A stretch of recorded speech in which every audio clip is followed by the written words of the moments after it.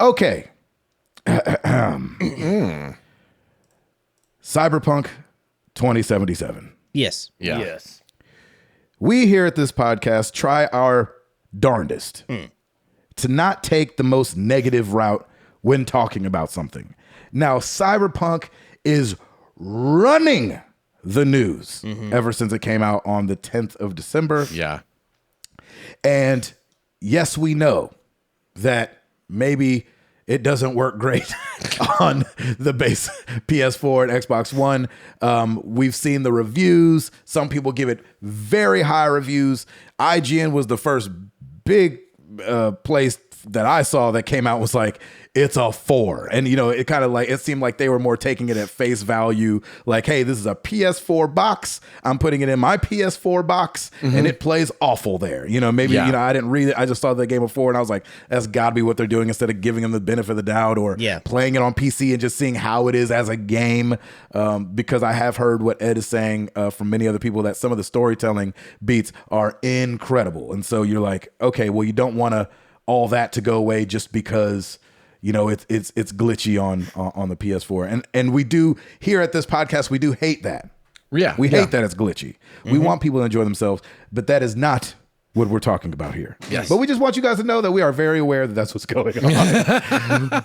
What I wanted to talk about was the brighter side of things. This game has been in development for 8 years and probably a little longer than that, which also goes into some of these fights that people are having about this. But CD Projekt Red came out and said that the pre-orders alone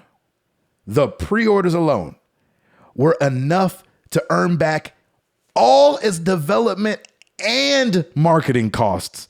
And I think that's great. Is incredible. That's awesome. Wow. And I love that. And, you know, I feel like we were all, it's not like Cyberpunk was shoved down our throats, but we saw a lot of Cyberpunk over the last couple of months. Yeah.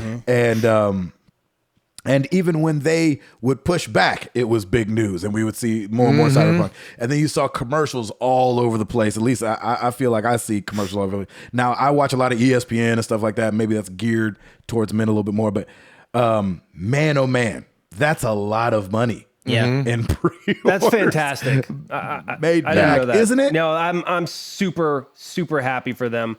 I've said this before. I have a soft spot for CD Projekt Red. I feel like they're a very transparent company in, hey, we made a mistake, or hey, we have to push this back. Like, I feel like they're pretty open about what they're doing.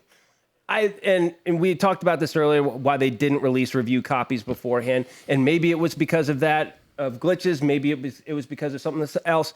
But most companies are going to do something like that over a hyped game, such a big hyped game anyway. Like, you want to, and you certainly don't want to spoil anything story wise for anybody. So you want to be as respectful and try and kind of keep everything under wraps until release day. So I didn't know that they made their money back. That's amazing.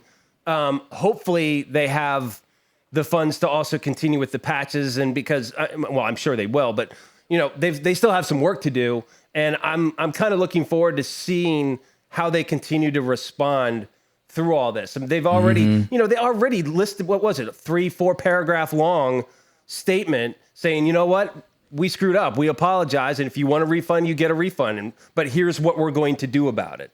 And I feel like they've been super transparent about the development of this game, despite the fact that it is so overambitious. It's 8 years in the making. We're in a console gap here. So yeah, like, good on you, man. Just keep doing what you're doing. And like I said, me personally, I'm going to wait and because I want the full experience. I don't want to be worried about anything like that. And so I'm going to wait, but I'm still going in there knowing full well that they're going to give me something amazing. So yeah, they said that on PC alone,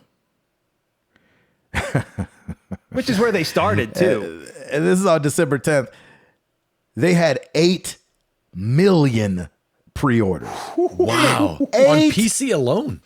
PC alone, 8 million, and then gained another million players on Steam when it launched. And so that's not counting Xbox. That's not counting PlayStation. Wow. And that is something else. Sorry, it drew in more than 1 million concurrent players on Steam when it launched. Okay, setting a new record for a single player game, and this was the biggest PC launch in history. Have there been glitches on PC as well? Well, that's what I was about to say. Continue. That's what's no. That's what's good and bad, right? PC is where a lot of the reviewers' copies got. They got PC copies. That's what went out. It's the best showing of the game.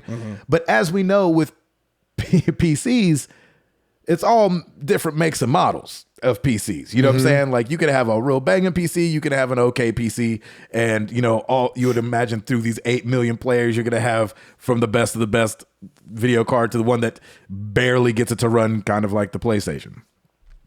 And so I like that they made a lot of their money there, because it seems like that's the place where people, I think computer gamers, PC gamers, understand glitches and things like that a little better than console players. We're used to, especially if you're just like a run-of-the-mill console player, you're used to putting it in your machine and it working. Now we're used to day one patches and people patching things up, but like you never, I feel like you go play a Nintendo game from 3 years ago and it's still going to be like version 1.001. Like Nintendo doesn't really patch things like that. We're used to it, but gamers are used to like, this driver doesn't work, update your graphics card. They're used to that a little bit more. And I think when you're playing on PC and something glitches out, I think you automatically blame your system unless you have some banging system. I know I would. Yeah. Like when I played Batman and it glitched out before the news came that it was just glitchy on PC, I thought it was my PC. I didn't think it was the game. Yeah. I had to see in the news that it was the game, not my PC. And I was like, oh, okay. But whenever I'm playing XCOM or what else? Fall Guys. Anytime anything glitches for a second, I'm like, oh, my computer's thinking about something. I don't automatically assume it's the game. Where when it's PlayStation and you have a base PS4, you buy a PS4 game, you throw it in and it's acting up, you're gonna blame the game automatically. So anyway, I'm just glad that they made so much of their money in the PC realm, because I think people are more understanding over there of those kind of issues. And I just love that 8 years. I can't imagine the stress of being a boss of a development company that worked on something for 8 years and here it's about to come out. Isn't that like, that's got to be the crux of the whole business, right? If it fails, your whole thing goes away. Yeah. You know what I mean? And we've seen that, we've seen their stock price take a dip and things like that since it came out, and there's been because of the negative press. But man, they made all their money back plus the marketing budget. That's impressive. That's very impressive. And Ed, I think you would say it's worth it. Yeah, definitely. I mean, even though you have a crash once a day. Well, I've always been in the camp of, if we need to delay it, delay it. You have always been, because you and Tim both have always been very consistent. And about so, if they had delayed it again, sure, it would have been a bummer. But if that meant more people could have enjoyed it, I would have preferred that. Yep. There's also the devil on my shoulder that's like, all of you people that were yelling at CD Projekt Red, where's this game? Why do you keep delaying it? And now you have it and it's broken. Ha ha. There it is. You're like, I want my money back. Yeah. There's your game. Here, take it. Yeah. Take it. You don't want us to delay it anymore? Here, take it. It's busted. Yeah. This was my only question about that, because on one hand, I want to believe the narrative of they put out a broken game because the gamer wanted it so bad. Yeah. Right? That's kind of like the thing that's been saying, kind of like you're saying.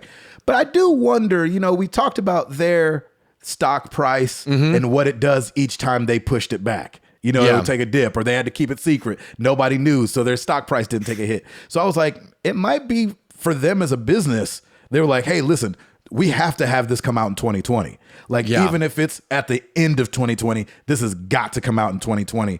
And then, blah, blah, blah, blah, blah. We don't know what their business model is, right? And that's, So I wonder if there's any truth to that too, instead of just the gamers yelling so much. Oh and them yeah, being yeah. like, That's fine. just I wish it was like, I'm sure it wasn't, but there are so many decisions that go on that I wouldn't even begin to guess or even postulate on, that I'm just not in that world. So there's so much going on and so many things that go into every decision that I've got no idea about. I can't even begin to, like we said a couple of weeks ago, they're always trying to do what they think is the best thing to do. They're not trying to do bad or poorly. Yes. So they thought it was in the best, and time will tell if it was. Yeah. And that's the only thing I didn't love about their statement they released. Yeah. You know, that whole like, yeah, we didn't pay too much attention to that. You're like, no, don't say that. Yeah. Yeah. Like, you told us say they we were. thought we would. Say that we thought this first patch was going to fix it. Right.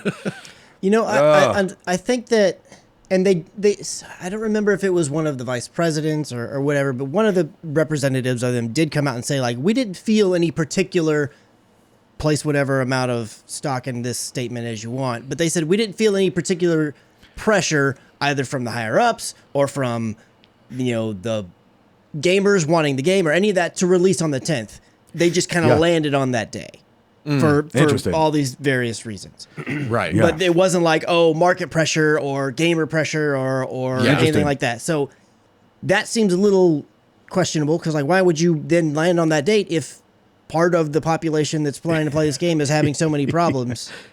That seems a curious statement. So I don't know how much stock I place in that. But honestly, I kind of boil this down to a couple of things. One, I'm not usually the guy that gets out there. There are a lot of people that say, in games media or just in gaming in general, it'll be like, oh, you shouldn't pre-order games. And especially now that so many things have gone digital in the console world. I know the PC's been digital forever, but even in the PC side, they'll be like, you don't pre-order games because there have been several games that come out and they'll have some issues or whatever. Maybe not to the extent that Cyberpunk, some people are having to deal with Cyberpunk. Mm-hmm. But I've never really been one of those guys. Like, I've got no problems with pre-orders. I don't mind it.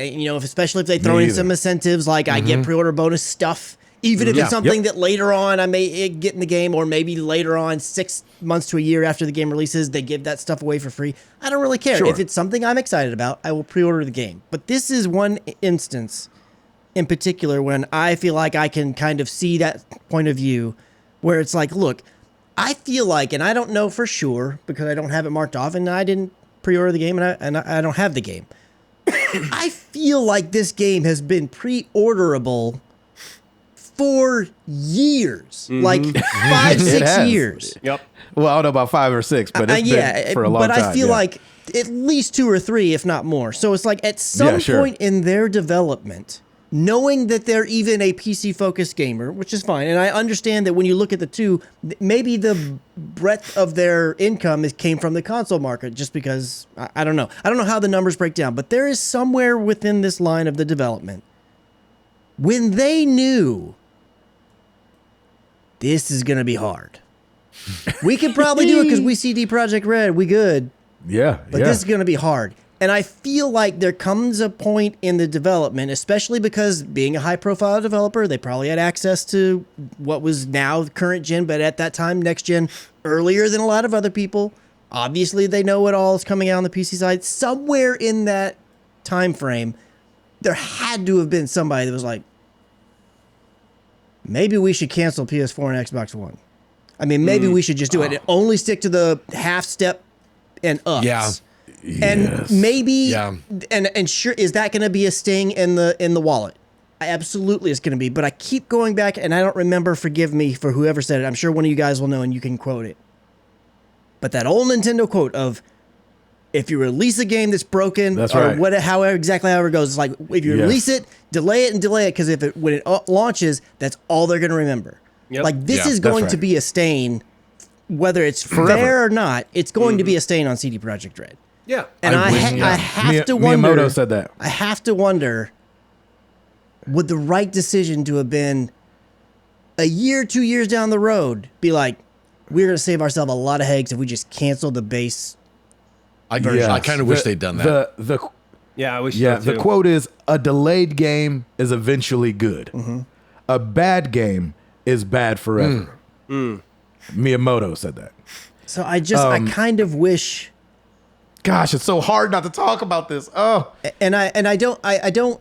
That's the one area when I was talking about the pre-order side is like, I do see some of the issue when it's like when a game becomes pre-orderable so early on. Right. It's like if it's a year out, 6 months out, I really don't care. I'm all for the pre-order, especially if they give you bonuses and stuff. I got no issues with that. I do it all the time. I like getting my games to preload and it's ready to go right when I want to play it and everything.